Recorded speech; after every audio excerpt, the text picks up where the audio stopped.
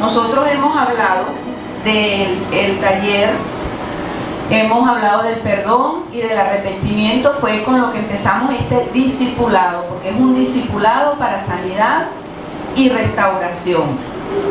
Y terminamos esos dos temas. Ahora vamos a empezar un tercer tema que se llama reconciliación con Dios.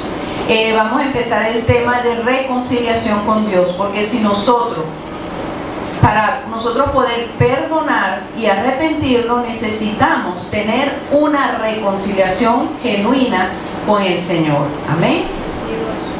22. Okay. Me la pones ahí, por favor. Vamos a empezar con esta lectura que dice: porque como tenemos mucho tiempo en los caminos, puede ser que tenemos mucho tiempo en los caminos del Señor, y cuando hablamos de reconciliación con Dios, decimos, bueno, pero yo tengo muchos años en el Señor y ya yo lo conozco, ¿verdad? Ya yo sé cómo es reconciliarse con Dios. Pero la Biblia dice, en este texto que dice en 1 Corintios 8:2, si alguno se imagina que sabe algo, aún no sabe nada como debe saberlo. Amén. Entonces nosotros tenemos que tener un corazón y una mente abierta, porque la palabra de Dios es viva y nos enseña cada día más cosas. ¿Cuántos lo creen? Así es, ¿ok? En este estudio nosotros veremos la manera bíblica que Dios tiene para nosotros con el plan de Dios, ¿verdad? Lo que Dios ha preparado para nosotros. Nosotros vamos a comprender cómo son sus leyes, por qué Él dio sus leyes, y vamos a descubrir que a través de Jesucristo nosotros vamos a tener una relación personal e íntima con Dios para adorarle, para obedecerle y para servirle. Aquí nosotros vemos en la lámina de reconciliación con Dios que Jesucristo es el puente, ¿verdad? Es el puente entre cuando teníamos una vida de pecado, dejamos nuestra vida de pecado y a través de Jesucristo pasamos a una vida y una vida en abundancia, una vida de paz, de perdón y de vida eterna. No una vida sin problemas, porque el Señor dijo en su palabra que en este mundo tendréis aflicción, pero que confiemos que Él ha vencido al mundo. Entonces vamos a tener la paz que sobrepasa todo entendimiento, que es una paz que va a estar en nuestros corazones en medio de las circunstancias fuertes y difíciles. Amén. Y salimos de la vida de rebelión, de pecado y de separación de Dios, y vamos en pro de una restauración y un crecimiento en nuestra vida, así como la aurora, que va de aumento en aumento hasta que el sol es brillante. Así es la vida del cristiano. Dios es soberano sobre nuestras vidas, ¿verdad? Y debemos reconocer que Él es verdaderamente Dios absoluto, regidor del universo, y que Él nos creó para conocerle, amarle, obedecerle y servirle. Nosotros tenemos un plan y un propósito en esta vida con el Señor, y lo tenemos que descubrir. En esa relación íntima que nosotros vamos a establecer con el Señor a partir que aceptamos a Jesucristo como Señor y Salvador, nosotros vamos a conocerle y a tener encuentros con Él. Hoy en día se habla mucho de encuentros, ¿verdad? Pero el encuentro con el Señor es diariamente, es todos los días, y va creciendo y va aumentando en áreas, porque nosotros vamos a ir conociéndole cada día más. Nosotros vamos a tener encuentros con Él en la intercesión, vamos a tener encuentros con Él en la adoración, porque vamos a sentir ese Dios vivo, porque vamos a ir dejando la religiosidad y la religión, porque tenemos una relación. Vamos a tener encuentros cuando nosotros tenemos necesidades y peticiones, ¿verdad? Que traemos conflictos, problemas, dificultades, pero esta mañana yo tuve ese encuentro con el Señor, y yo dije, y venía así como, con el corazón oprimido por tanta cosa, pero ahorita me siento bien. Amén. Tuve mi encuentro con el Señor allí en la adoración, a través de la prédica de la pastora. Y gloria a Dios, los hermanos que te animan, porque cuán bueno y cuán delicioso es habitar los hermanos juntos en armonía, porque allí envía Jehová bendición y vida eterna. ¿Ok? Entonces vamos a tener un encuentros con Dios en nuestras necesidades, como dije antes, en la sanidad emocional, ¿verdad? Que vamos a aprender a perdonar, a arrepentirnos, y el Señor nos va a sanar. Un encuentro con Dios a través del perdón y del arrepentimiento. De manera que nuestra vida con el Señor se transforma en una aventura, ¿verdad? Una aventura con el Espíritu Santo, de que ningún día es igual. Y eso nos da señal de que hemos salido de la religión y de la religiosidad. ¿Qué significa conocerle? ¿Qué significa conocer a una persona? Significa saber cómo es él, ¿verdad? Cómo es él, cómo actúa, qué le agrada y qué no le agrada. Conocerle significa querer estar cerca de él y muy atento a sus palabras, a sus mandamientos, a sus estatutos, a su voz. Entonces eso significa conocerle. Nosotros no podemos, fíjense que nosotros podemos ver que a veces a través de la prensa, la televisión, revistas, internet, podemos saber de un personaje público, del presidente de los Estados Unidos, del presidente de Chile o cualquier celebridad del mundo. Podemos saber de esa persona, pero no le conocemos. ¿Verdad que sí? Entonces con el Señor mucha gente conoce, sabe de Jesucristo. Usted le habla a las personas y le dice, ¿le han hablado de Jesucristo? Sí, cómo no, yo soy, y dicen que son cristianos, pero no le conocen. Entonces nosotros vamos a conocerle a través de esa relación íntima con Él, y le conocemos a través de todos los eventos en nuestra vida, que le vamos conociendo como amigo, como maestro, como guía, como padre, como protector, como proveedor, y la lista es sin fin, como Dios fiel. Y después, ¿quién nos separará del amor de Cristo? ¿Verdad que no? No nos pueden separar del amor de Él. Y si nos sentimos un poquito que tambaleamos por una crisis, por un problema, para eso está la congregación y la comunión de los santos, y nos animamos. Amén. Entonces, conocerle significa eso. ¿Qué es amarle? Amarle es por sobre todas las cosas, amarle a Él por sobre todas las cosas, ¿verdad? Significa que Él ocupe el primer lugar en nuestras vidas. Cuando nosotros empezamos a conocer al Señor, el Señor empieza a trabajar con nuestro corazón, con nuestra alma, para ir desalojando, ¿verdad?, esa cantidad de filisteos que hay ahí en nuestro corazón, para que Dios ocupe el primer lugar. Muchas veces cuando las personas tienen pruebas, o uno tiene pruebas, dificultades, es simplemente el Señor está quebrantando para desalojar cosas o personas o situaciones o circunstancias o planes o metas que ocupan el primer lugar en nuestro corazón, y el Señor quiere ocupar ese lugar. Entonces, amarle significa que Él ocupe el primer lugar. Entonces, no nos sorprendamos del fuego de la prueba, porque es simplemente Dios quiere que tengamos un peldaño más de fe, un peldaño más de conocimiento con Él. ¿Amén? ¿Están aquí? Ajá. Cuando nosotros le vamos conociendo y viendo sus maravillas, fíjense, primero dije conocerle, ¿verdad? Cuando nosotros le vamos conociendo y viendo sus maravillas, empezamos a amarle de tal manera que queremos obedecerle. Por eso la obediencia viene por el amor. ¿Okay? La gente dice, una vez yo hablaba con una persona, entonces yo le digo, bueno, pero hazlo por obediencia al Señor. Entonces yo hazlo por obediencia, y me dijo esa persona, pero entonces eso es obligado. Y no, entonces ¿qué quiere decir cuando decimos eso? Que no hay una relación íntima con Dios. Porque si hay una relación personal, íntima con Dios, vamos a obedecer por amor a Dios y por temor de Dios. O sea, el temor es el respeto a Dios, no porque nos están obligando, porque entonces caeríamos en la religiosidad y la religión. Entonces le vamos conociendo que queremos obedecerle. La relación con Dios al amarle se empieza a centrar en el amor y no en el interés egoísta, ¿verdad? La lámina de las puertas, ya aquí, no la tengo aquí, la 16. Ajá. Entonces cuando nosotros empezamos la relación con Él y le vamos conociendo, le vamos amando, entonces ya nosotros no estamos en los caminos del Señor por un interés, ¿verdad?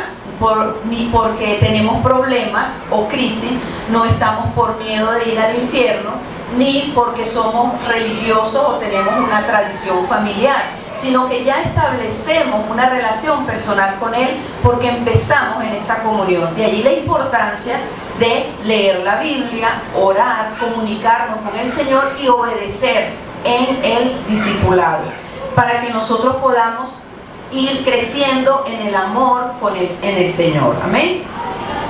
Ajá.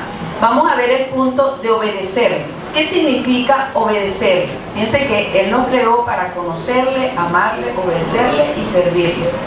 ¿Qué significa obedecerle? Obedecerle es conocer sus mandamientos, sus estatutos, sus leyes, sus preceptos, para saber qué quiere Él de nosotros, ¿no? Entonces, hay mandamientos,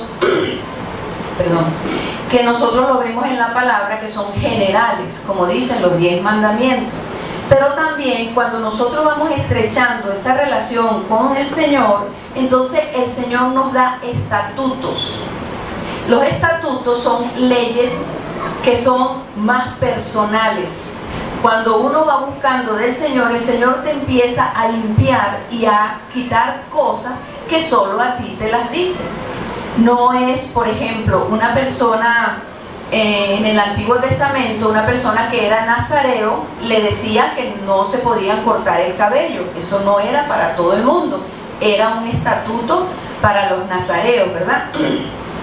Los levitas tenían unos estatutos de que no tenían heredad, ¿ok? Entonces, a medida que nosotros nos vamos acercando al Señor y le vamos obedeciendo, entonces por esa obediencia el Señor nos va dando estatutos personales para nosotros, que nosotros vamos a cumplir porque le amamos y tenemos una relación íntima con Él. Él nos dice, deja esto, negocia con nosotros, deja esto porque quiero limpiarte, quiero hablarte, quiero enseñarte, pero es individual, personal. Muchas veces hay personas que Dios le da estatutos y entonces quieren aplicarlo a todo el mundo. No, eso depende de la relación personal con el Señor. Es como cuando nosotros llegamos a los caminos del Señor, hay personas que dejan cosas mundanas más rápidos que otras. Vamos a decir, de oír música mundana. Hay personas cristianas y oyen música mundana, o música que no es para Dios. Cuando tú empiezas a conocerle, a obedecerle y a servirle, entonces Él afirma sus estatutos y ya te dice, si predicas la palabra, tú no vas a tomar vino, ¿verdad? Si predicas la palabra, ya tú no vas a cantarle al mundo. Esos son estatutos que van creciendo, lo dice la palabra generalmente, pero nosotros lo empezamos a obedecer cuando tenemos trato directo con el Señor. ¿Está claro? Amén. Servirle significa conocer a que Jesús es el Señor y así cumplir el plan precioso de vida que Él tiene con nosotros desde la fundación del mundo, cuando nos creó. Cuando nosotros le servimos, fíjense que en estos días escuchaba yo algo que me impactó, ¿no? Yo decía, wow, qué bonito me pareció.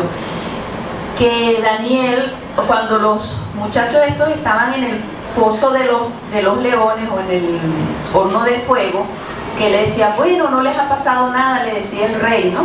Y entonces le decía, no, rey, es que al Dios al quien yo sirvo, no lo va a permitir, y si lo permites, igual, ¿no?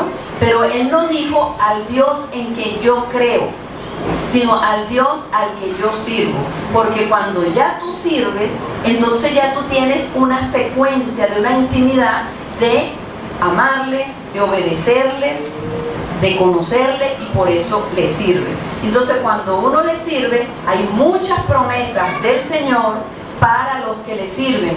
Entre estas está que ninguna arma forjada contra ti prosperará, y el que se levantare contra ti sin mí lo hará, porque esta es la herencia de los siervos de Jehová. ¿Okay? Entonces, la intimidad con el Señor nos llevará a desarrollar los dones y talentos y ver de qué manera vamos a servir. Una señal de un creyente recién convertido, que a uno le da mucho gozo, es cuando llega a la iglesia, y aquí en esta iglesia ha pasado, dice: ¿en qué puedo servir?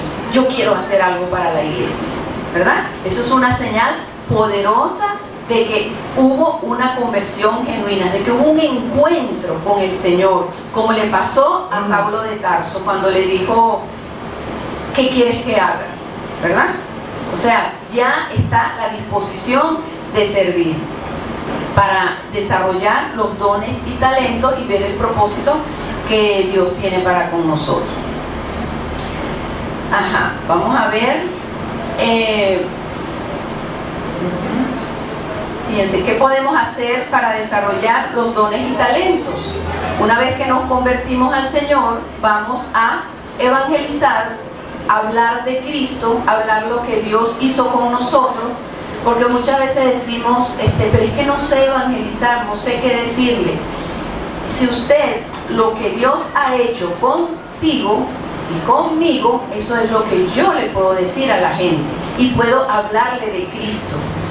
Tengo que hablarle de quién es Él, a qué vino y por qué debemos tener una relación personal con Él. Entonces, evangelizar se hace de manera simple y sencilla: hablar de Cristo y hablar de Cristo, hablar de Cristo. Eso es, ¿ok? Entonces, de ahí nosotros vamos a desarrollar nuestros dones y talentos. Entonces, lo vamos a desarrollar evangelizando, lo vamos a desarrollar intercediendo y lo vamos a desarrollar discipulando. Si usted no hace nada de estas cosas, entonces no puede desarrollar sus dones y talentos. Y también la dieta del pavo, que es palabra, ayuno, vigilia y oración. Y hay otra lámina por allí, la del kiosquito, que lo vamos a ver ahorita. ¿Okay? El hombre tiene necesidades básicas. Nosotros vimos en el perdón 4 necesidades básicas. 4 necesidades básicas que el ser humano tiene a lo largo de toda su vida, que son aprobación, protección, amor, el perdón. Pero hay una necesidad básica, elemental, primaria del hombre, que es la necesidad de Dios. ¿Ok? Tenemos necesidad siempre, desde que somos chiquiticos, de creer en alguien o en algo, porque fuimos creados para creer en alguien. Para eso nosotros fuimos creados, y por eso nosotros tenemos necesidad de creer. Entonces, por esta razón, el ser humano, cuando no conoce a Dios, se vuelve a la idolatría, porque tiene una necesidad de creer en algo. Se vuelve a la idolatría haciendo imágenes talladas, ¿verdad?, por él mismo. Toma dioses ajenos, creen personas que ya se murieron, que son muertos, creen los muertos, creen la astrología, porque siente una necesidad, tiene un vacío en su corazón que tiene que llenar, y el único que lo llena es Dios. Puede recurrir a la brujería, buscar soluciones y buscar solucionar el futuro, ver el futuro. Investiga en otras religiones, incursiona. Yo he atendido personas que han estado como recorriendo la vida buscando y buscando y buscando, y buscan en la nueva era, en la brujería, en la astrología, en cantidad de cosas, hasta que llegan a Cristo. Y ahí, como dice la palabra, no vamos a tener más sed, como le dijo él a la mujer samaritana. Entonces, y también por esta necesidad, el hombre inventa religiones. Entonces inventa caminos para buscar a Dios, inventa maneras. Entonces dice que por todos los caminos se llega a Dios, que por todas las religiones se llega a Dios. Eso no es verdad, porque solo hay un camino, que es Jesucristo. El camino es el camino, la verdad y la vida. De hecho, el mundo está tan ciego que por eso nosotros tenemos que hablar y predicar y enseñar, porque si vemos algo lógico, ¿verdad? No hay ninguno de los que adoran en otras religiones, ni Buda, ni Mahoma, ni Krishna, ni nada de eso. Esos todos murieron y están en una tumba, ¿verdad? Y solo Jesucristo murió por nuestros pecados, mas nadie ha muerto por nuestros pecados, y resucitó. Entonces Él es el camino, la verdad y la vida. Nadie va al Padre sino a través de Él. Pero el mundo quiere buscar a Dios a su manera. ¿Por qué? Porque no quiere ser confrontado con su pecado. Porque el único que confronta con los pecados es Jesucristo. Amén. Porque sin santidad nadie verá al Señor. ¿Okay? Cuando nosotros hemos tenido esa necesidad de Dios, aquí está, dijimos el ayuno del pavo, y aquí está una lámina basada un poco en el logo de la iglesia, ¿verdad? Entonces, discipulado, un nuevo estilo de vida. ¿Cuántos creen que nos da un nuevo estilo de vida el Señor? Amén. Los que están durmiendo, que levanten su mano. Entonces, aquí está basado en estas dos columnas. Pero yo los perdono, ¿verdad? Y entendemos la hora, ¿verdad? Más bien le doy gracias porque están aquí, hermano. Le doy gracias de verdad, son valientes. Amén. Entonces aquí nosotros vemos esto basado en estas dos columnas, ¿verdad? Que aparecen en el logo de la iglesia, que es Mateo 15:13, pero que él dijo que toda planta que mi padre no plantó será desarraigada. Y la otra columna que es que el que practique el pecado es del diablo, porque el diablo peca desde el principio. Para esto apareció el Hijo de Dios, para deshacer las obras del diablo, en 1 Juan 3:8.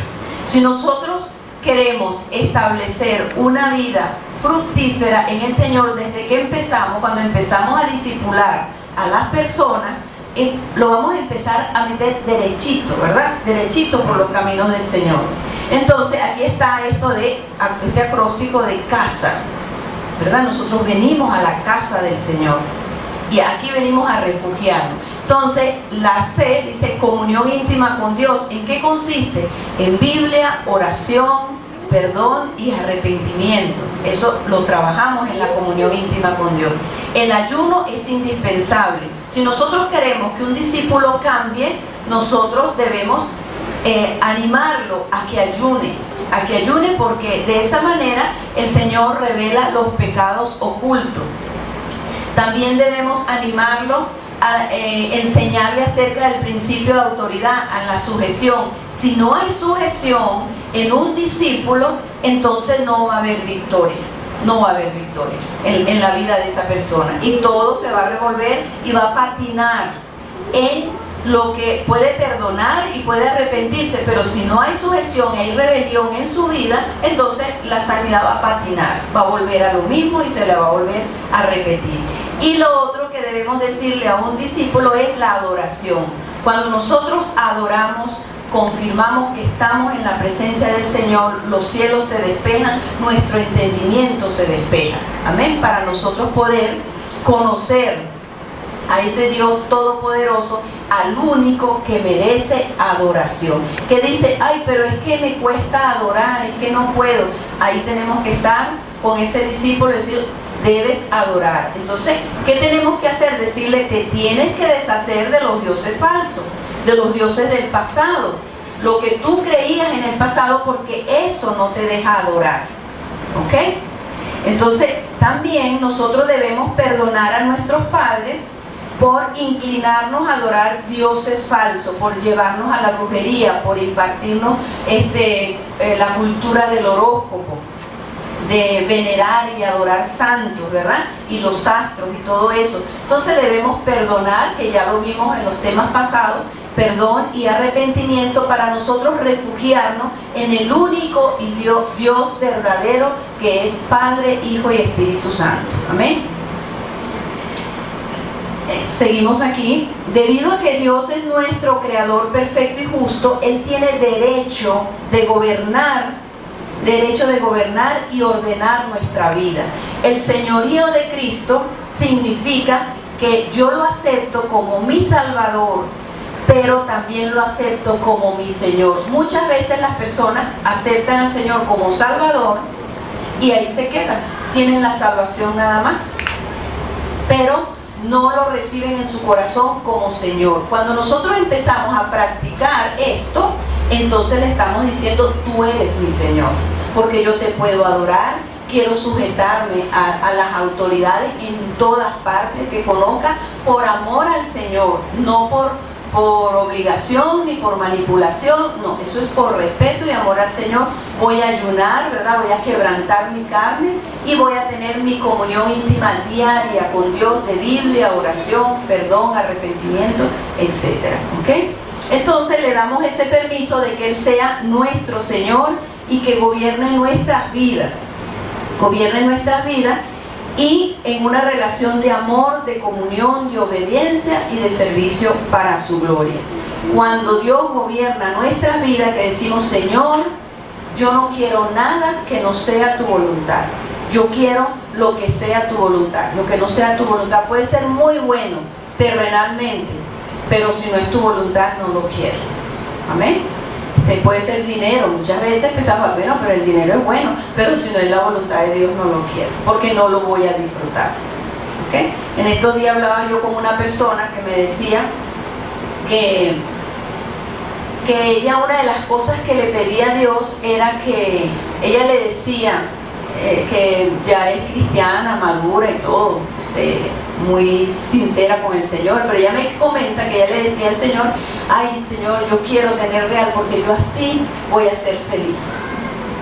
Yo quiero tener un esposo, porque así voy a ser feliz. Resulta que el Señor le dio el esposo por real. Pero ella me dice: Mirta, pero ni disfruté al esposo, ni he disfrutado el dinero. Y tiene dinero, pero no lo ha podido disfrutar. Está ahí como guardado, detenido, ¿verdad? Entonces nosotros debemos ver que la felicidad, como dice la Biblia, no está en los bienes que poseemos, sino en la comunión con Dios. Y prosperidad significa que nosotros vamos a tener suplida la necesidad en el momento que nosotros requerimos del Señor. Eso es prosperidad. O sea, yo no tengo plata, pero el día que quiero viajar, el Señor me da mis pasajes. Amén. ¿Verdad? Que no hay harina pan, pero el Señor me dio mis 2 kilos de harina pan. Entonces en eso consiste la prosperidad. No es en tener abundancia de bienes. Y esta persona me confesó eso, me dice: tengo plata, pero no la puedo disfrutar, no la disfruto. Entonces yo digo: bueno, ahora va a tener que desligar ese dinero de todos esos pactos para que la disfrute, ¿verdad? Ok. Hay un requisito indispensable, importante para la reconciliación con Dios. Este requisito es que nosotros tenemos que estar de acuerdo con Dios que somos pecadores.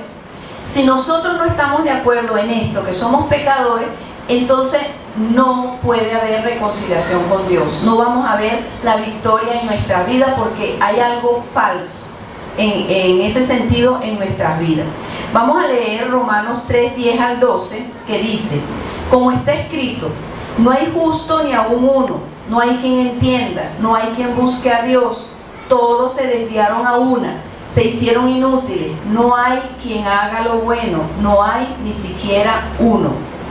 El Salmo 14:3 dice: todos se desviaron a una, se han corrompido, no hay quien haga lo bueno, no hay ni siquiera uno. Es necesario que nosotros nos sintamos pecadores. Igual pasa cuando nosotros estamos en quebrantamiento. Necesitamos aceptar que fallamos, porque si no aceptamos que fallamos, entonces ¿cómo Dios nos va a sanar? No podemos, nos quedamos ahí patinando y dando vuelta en ese desierto de pecados y de problemas, ¿no? Y generalmente nosotros creemos que somos buenos. El ser humano siempre piensa que somos buenos, y que la gente cuando uno le predica dice que no, que cuando se muera va a ir para el cielo. Uno le dice a las personas, por ejemplo, un evangelismo explosivo que llaman, es uno confrontar a la persona, que es sencillo decirle: si tú mueres esta noche, ¿a dónde vas a pasar la eternidad? Y la gente se sorprende, dice: sí, pero no te vas a morir, pues se asusta, ¿no? Entonces, ¿a dónde vas a pasar la eternidad? Entonces dicen, bueno, en el cielo. ¿Y por qué tú vas a entrar al cielo? Entonces me dice: bueno, porque yo no soy malo, yo no le hago mal a nadie, yo me porto bien, y tengo mi hogar, tengo mis hijos. Entonces, si ahí es donde nosotros lo confrontamos. Si el hombre cree que va al cielo por ser bueno, entonces Jesucristo no tenía sentido que muriera en la cruz del Calvario. Entonces, con eso nosotros podemos hacer un evangelismo muy efectivo. Entonces, y decir: somos pecadores, porque es la única manera que nosotros podamos ser reconciliados con Dios, que aceptemos que somos pecadores. De hecho, nosotros vimos el tema pasado, que es del arrepentimiento, y la Biblia dice: arrepentidos y creed. O sea, si la Biblia habla de arrepentimiento, es porque le tenemos que hacer ver que somos pecadores. Amén. Para ganarlos para Cristo, porque de otra manera lo podemos ganar para la iglesia, pero no para Cristo. Va a venir a la iglesia porque se va a sentir bien, porque las cosas le van a mejorar, porque hay un compañerismo, porque van a orar, pero no lo estamos ganando para Cristo. Cuando le hablamos que somos pecadores y que estamos llenos de pecado y que necesitamos un Salvador, entonces lo estamos ganando para Cristo. El hombre, entonces fíjense, las personas más difíciles de salvar son las que se consideran buenas.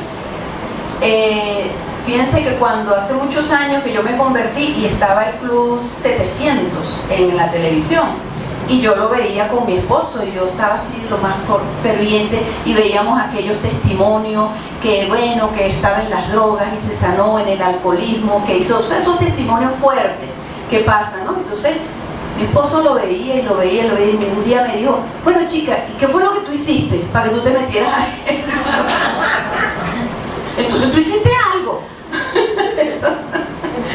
Entonces yo le dije, yo me quedé así porque él pensaba que todo el que iba al evangelio, todo el que iba a Cristo era porque era malo. Lo que no entiende la gente es que todos somos pecadores, que puede ser que yo no haya matado, no haya estado en las drogas, pero soy pecadora y por eso necesito un Salvador. Entonces él se puso así todo como escamoso, hizo algo y no me lo ha dicho.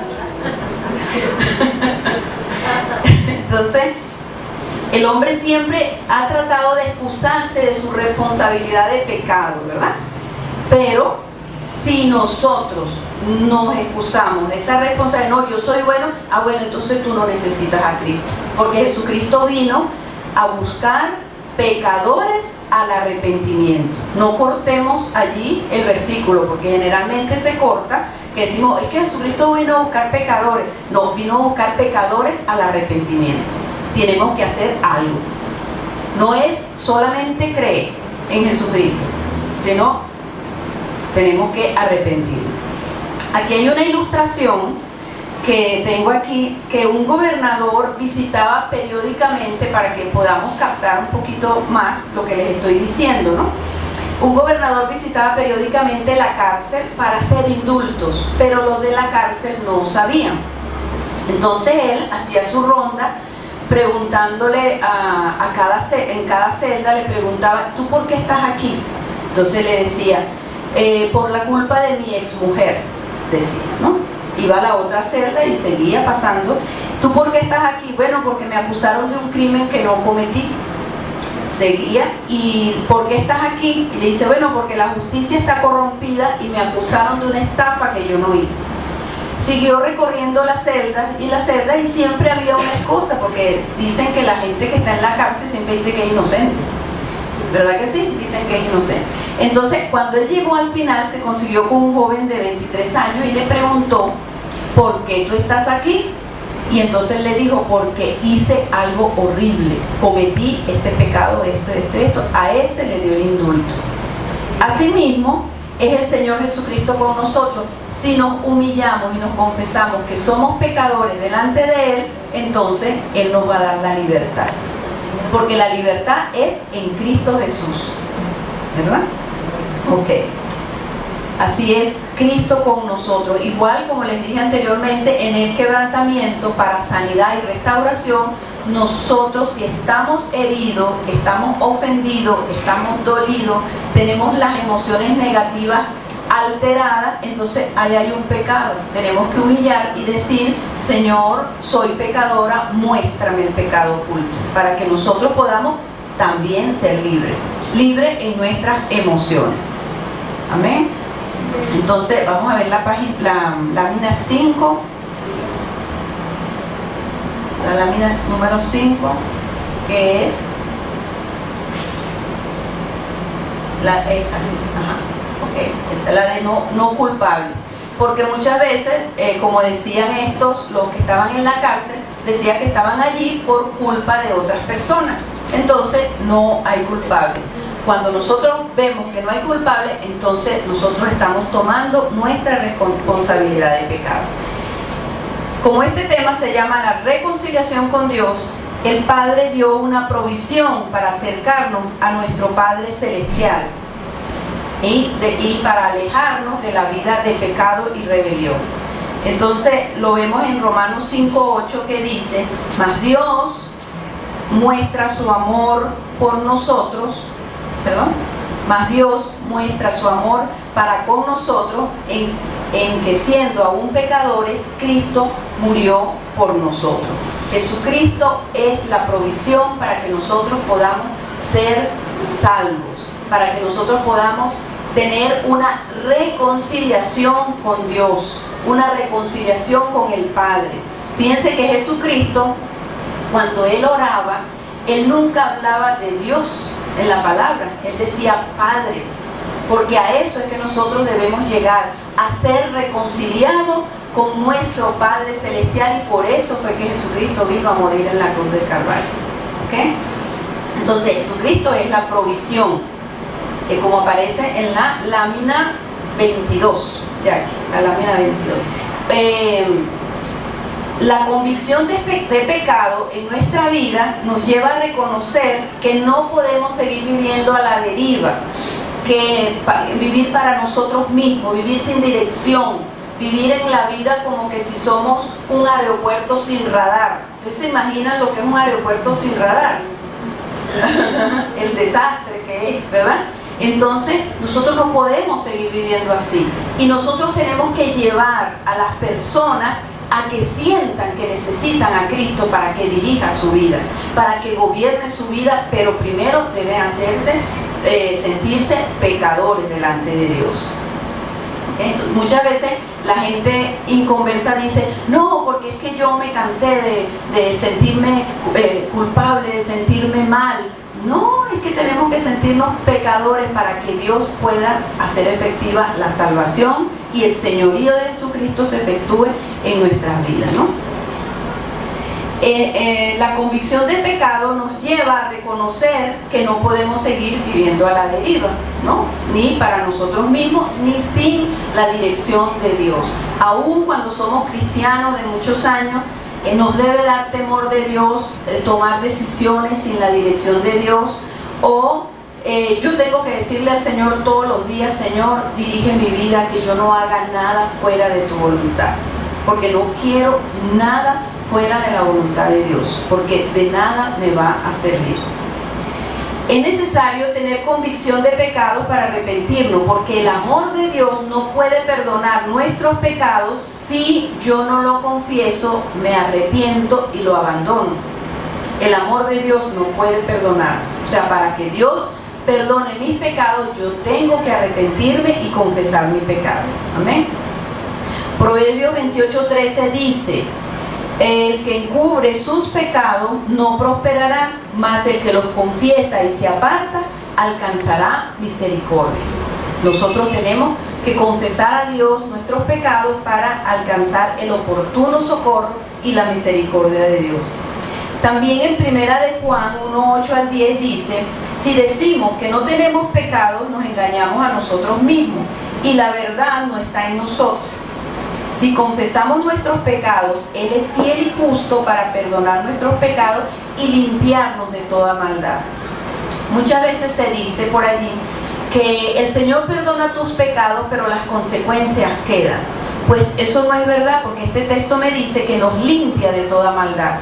Cuando yo me arrepiento, perdono, voy a la causa raíz por la cual estoy padeciendo alguna circunstancia especial, entonces el Señor me liberta, porque para eso pagó Jesucristo en la cruz del Calvario. Las consecuencias van a ser revertidas en bendición. ¿Cuántos lo creen? Amén. Porque eso es lo que nosotros vemos cuando somos sanados. Las consecuencias son revertidas. Yo lo he visto en mi vida. Me he arrepentido, he trabajado, he procesado y he visto el cambio. O sea que las consecuencias se van. Entonces, cuando no se van es porque falta un conocimiento más profundo de perdón, arrepentimiento y de sanidad y quebrantamiento. Ahora pasamos al otro punto: Dios es santo. En Levíticos 11:45 dice: porque yo soy Jehová, que os hago subir de la tierra de Egipto para ser vuestro Dios, para ser vuestro Dios. Seréis pues santos, porque yo soy santo, ¿verdad? La palabra santo significa apartado para Dios. Santo no es el muñeco de yeso que hace la gente.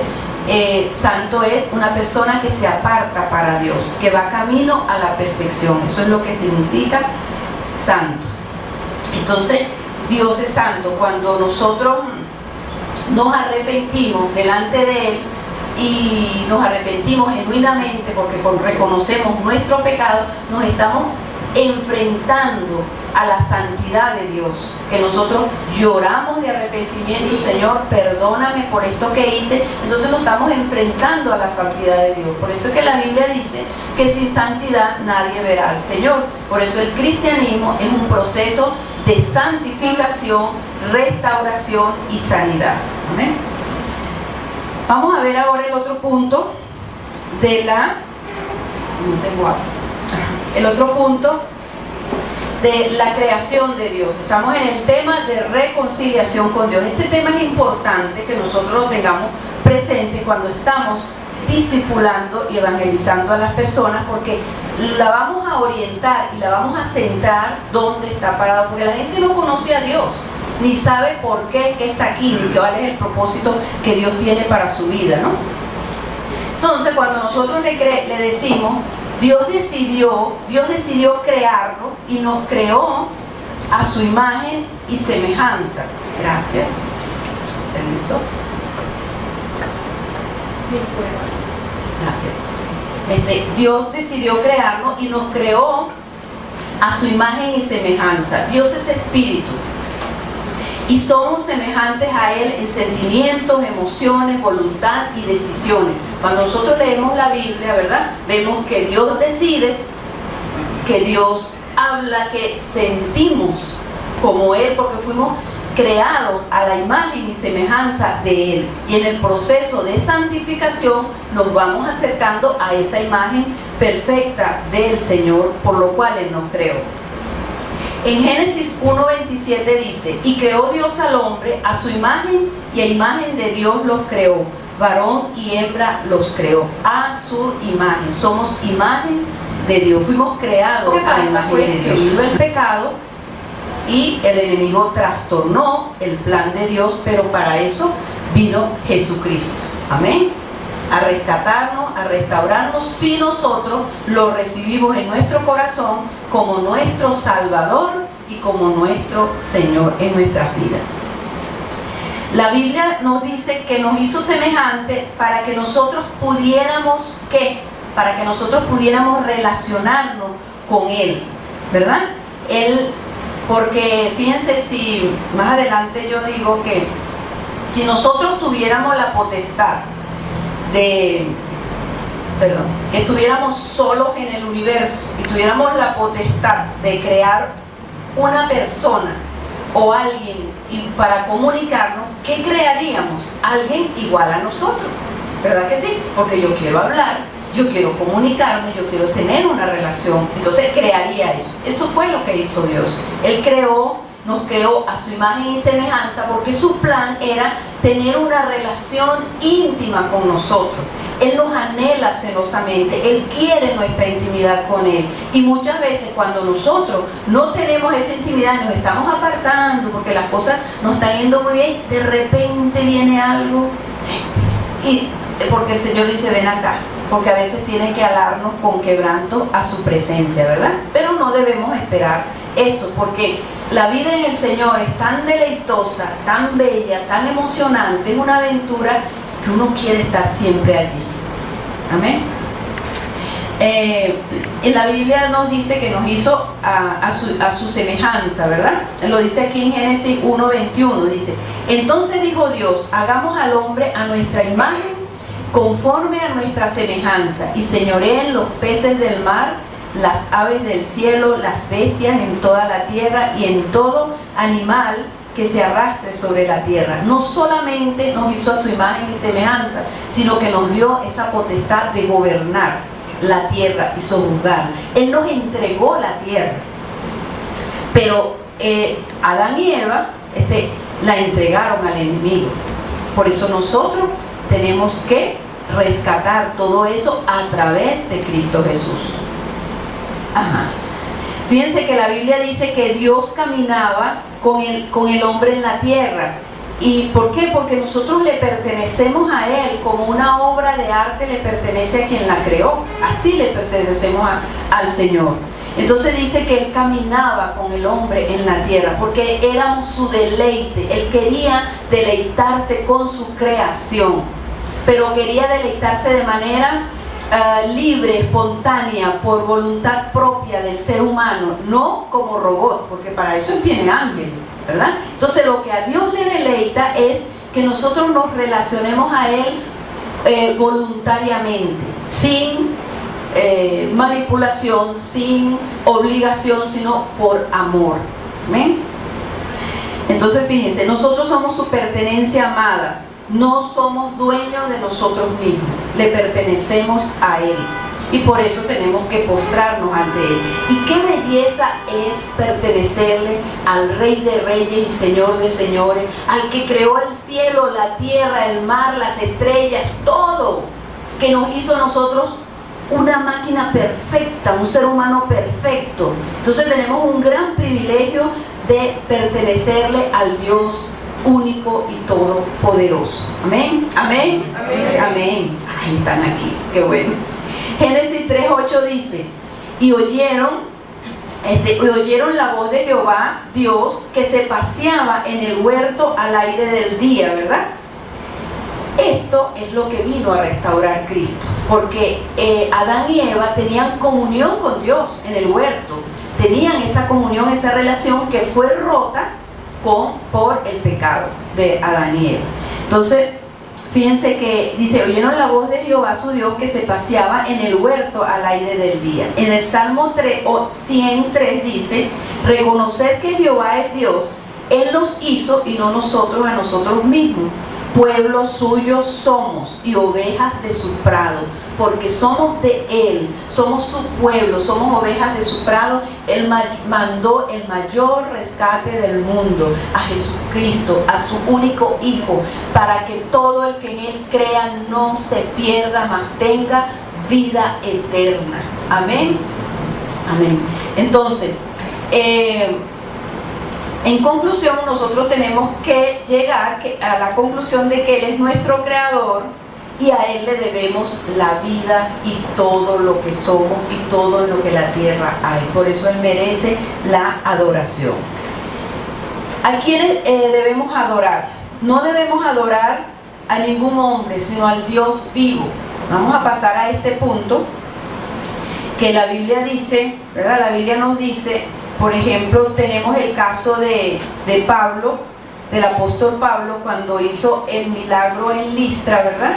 dijeron que dioses bajo la semejanza de hombre habían bajado, y entonces la gente quiso adorarlos a ellos, ¿no? Pero ellos dicen aquí en la Biblia, dice en Hechos 14 al 15, dice: cuando lo oyeron los apóstoles Bernabé y Pablo, rasgaron sus ropas y se lanzaron entre la multitud, dando voces diciendo: varones, ¿por qué hacéis esto? Nosotros también somos hombres semejantes a vosotros, que os anunciamos de estas vanidades os convirtáis al Dios vivo, que hizo el cielo, la tierra y el mar y todo lo que hay en ellos. Nosotros debemos estar atentos a quién exaltamos. El único que merece exaltación es el Padre, el Hijo, el Espíritu Santo, ¿verdad? Es necesario que nosotros nos cuidemos de exaltar al hombre.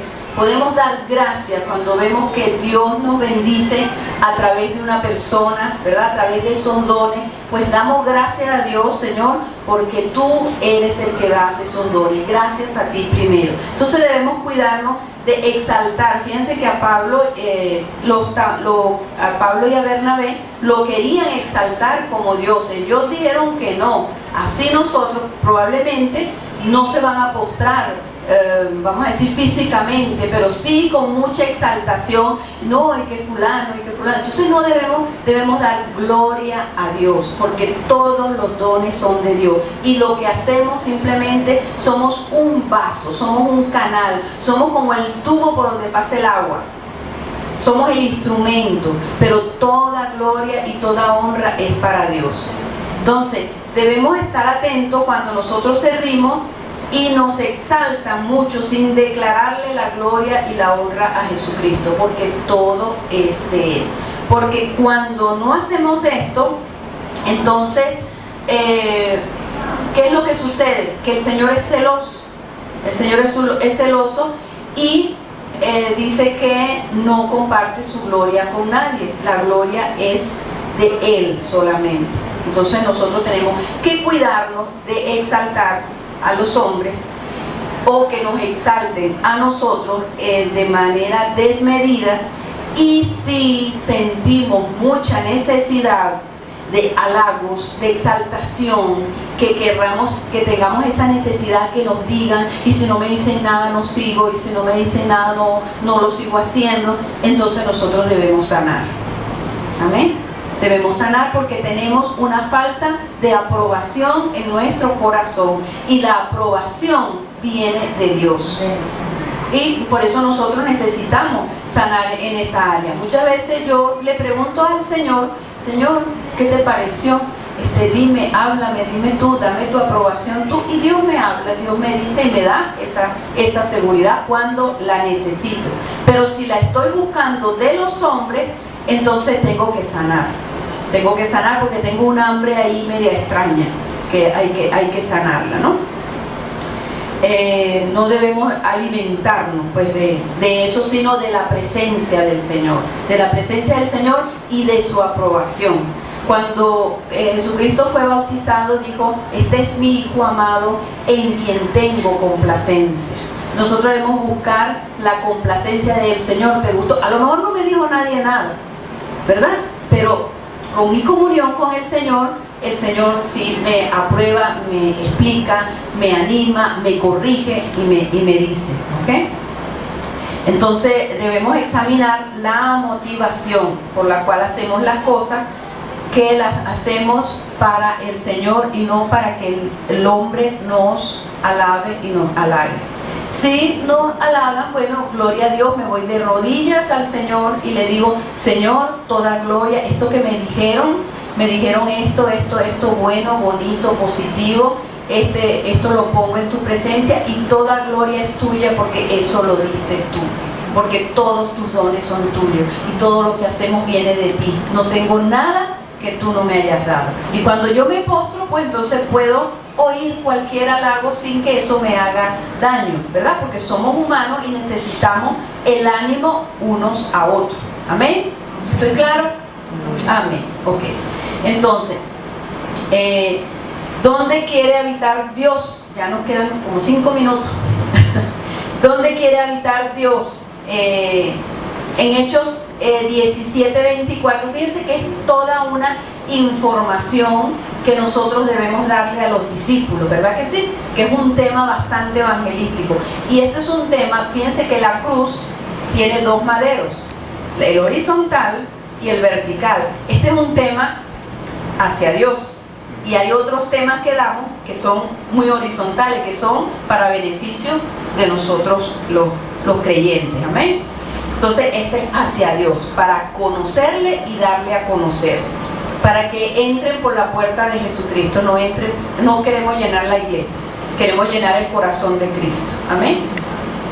Hechos 17:24 dice: el Dios que hizo el mundo y todas las cosas que en él hay, siendo Señor del cielo y de la tierra, no habita en templos hechos de manos humanas. El ser humano, el hombre, pues ha fabricado templos hermosos, preciosos, con una estructura impresionante, porque dice: le vamos a hacer la iglesia a Dios. Dios no quiere eso. Yo a veces me maravillo cuando pienso: Señor, tú no quieres, tú eres el dueño de la tierra, tú eres el dueño del oro, de la plata, de todo. Y el Señor lo que quiere es habitar en nuestro corazón, sin importarle cuán despedazado esté, porque Él es el Dios todopoderoso que nos va a limpiar, nos va a restaurar. Yo digo: wow, Señor, y tú lo que quieres es mi corazón. Señor, límpialo. Entra, tienes tu trono allí. ¿Ok? Hay un canto que dice: reina en mí y haz de mi corazón tu trono. Ese es un canto muy lindo, ¿no? ¿Ok? Entonces, Él quiere habitar en nuestro corazón. En Juan 14:23 dice: respondió Jesús y le dijo: el que me ama, mi palabra guardará, y mi Padre le amará, y vendremos a Él y haremos morada con Él. Entonces, fíjense, el que me ama, primero, nosotros vimos al principio que había que amarle, ¿verdad? Entonces, cuando nosotros le amamos, vamos a querer obedecerle y vamos a guardar su palabra. Entonces dice: mi Padre le amará. ¿Por qué mi Padre le amará? Porque ya estamos reconciliados con Cristo. Ya Cristo hizo el puente para nuestra vida y tenemos una relación con nuestro Padre Celestial. Recuerden que Jesús no oraba a Dios, oraba al Padre. Y ahí es donde nosotros tenemos que llegar a ser restaurados en nuestra relación con nuestro Padre Celestial, que vimos en el tema del perdón, los tanques que hay que sanar, ¿verdad? Nuestras heridas con nuestros padres terrenales. Entonces, mi Padre le amará, vendremos a Él y haremos morada con Él. Entonces dice: vendremos, Padre, Hijo y Espíritu Santo vendrá a nuestro corazón. Y cuando nosotros cumplimos esto en nuestro corazón, entonces va a venir la ayuda, va a venir la restauración, va a venir la sanidad en nuestras vidas, porque dice: y haremos morada en Él. Si Él habita en nuestro corazón, por muy roto que esté, por muy quebrantado que esté, por muy dañado que esté, Él lo va a restaurar, porque Él sabe lo que Él hizo al principio de la creación. Hizo un hombre perfecto, sin pecado, y quiere llevarnos a esa perfección. Él quiere que nosotros restauremos lo que sucedió en lo que Él hizo en el Edén, que tenían comunión directa con el Padre. ¿Okay? Entonces, a eso es que Dios nos quiere llevar.